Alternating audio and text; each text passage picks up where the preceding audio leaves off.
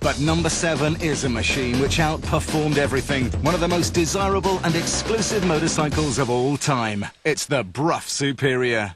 The Brough Superior stood for speed and luxury in an age when it was pretty difficult to get either out of a motorcycle.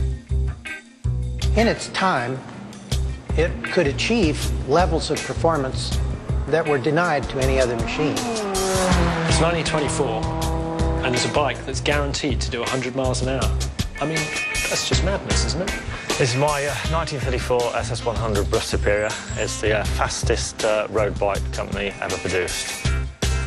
In an age when the average car could only do 42 miles an hour, the SS100's JAP engine could get up to 110. It was the ultimate in performance and luxury. Well, they called it the Rolls-Royce of motorcycles.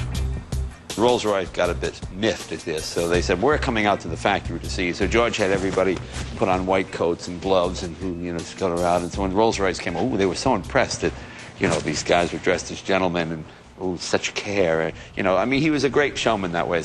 Rolls-Royce were so bowled over by what they saw that from then on, the Brough Superior had their seal of approval. George Brough, that made it, was a bit of a showman.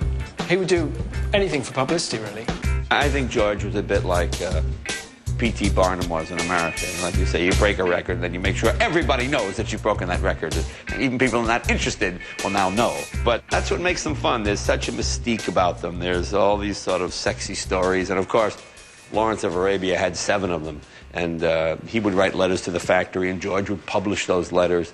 And he would talk about the speed, and he raced the biplane. And, and if you're a schoolboy at the time, well, this was just, legend. For anyone wanting the thrill of speed, the SS100 couldn't be beaten. But travelling at 100 miles an hour was a precarious feat. The problem of early motorcycles in the 1920s was called speedman's wobble. A speedman was a motorcyclist who liked to go fast.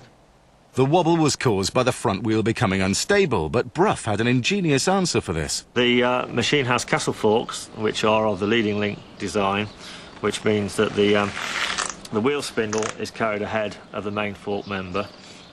This means that it's a very stable design. If you hit a bump, then you're less likely to get into a speed wobble. The Brough, because of its castle fork and its stout chassis construction, was stiff enough to reach high speeds without developing speedman's wobble. In 1925, George Brough demonstrated the stability of his new SS100 model by having his road tester ride the machine at about 90 miles an hour and then remove his hands from the handlebars. This feat hasn't been repeated in 80 years, so the greatest ever is going to attempt to do it again and ride a Brough Superior hands-free at 90 miles an hour. This is the big one. There we are, accelerating now. Up to 75. Up to 80. Into top. We're reaching 90 miles an hour. We're at 90 miles an hour now. And the hands are off. Bit of a crosswind, but it's pretty stable. 95 we're doing now. Hands off. Absolutely no problem whatsoever.